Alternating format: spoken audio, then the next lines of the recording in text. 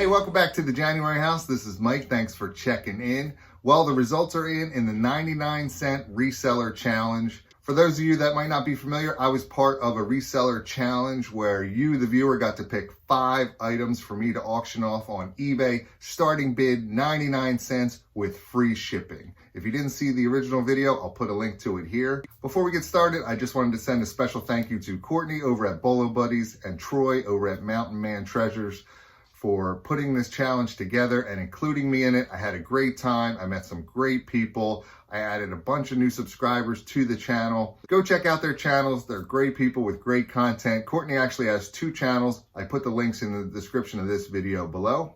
All right, let's check out how we did. All right, first up is this Jason Voorhees error figure.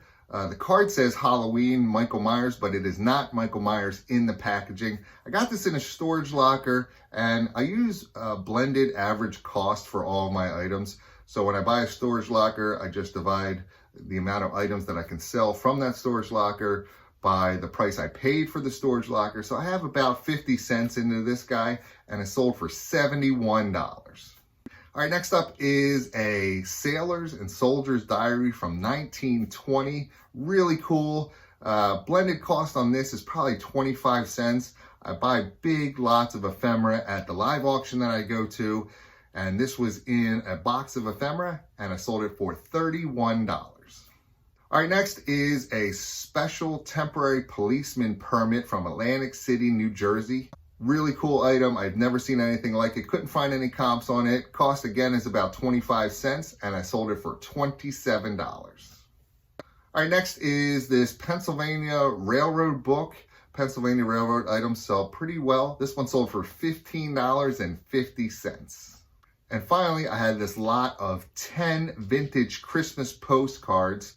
Blended cost on this lot is $1, and I sold it for $15.50. So altogether, I had $160 in gross sales. And once you take out shipping, because shipping was free, and cost of goods, my net sales were $115.70. Not too bad, right? Pretty strong showing for some items that I didn't have much cost into. I also ended up auctioning off the other 5 items that weren't in the top 5. These items don't count towards the challenge, but I did start each of these at 99 cents with free shipping auctions on eBay. So let's see how they did. First up is this Minotaur figure from Catapults and Crossbows. I got this in a large action figure lot at the live auction. Cost on this is $2.40, and I sold it for $27. Next is this collected novels from Jane Austen book. Cost on this was 50 cents, and I sold it for $25.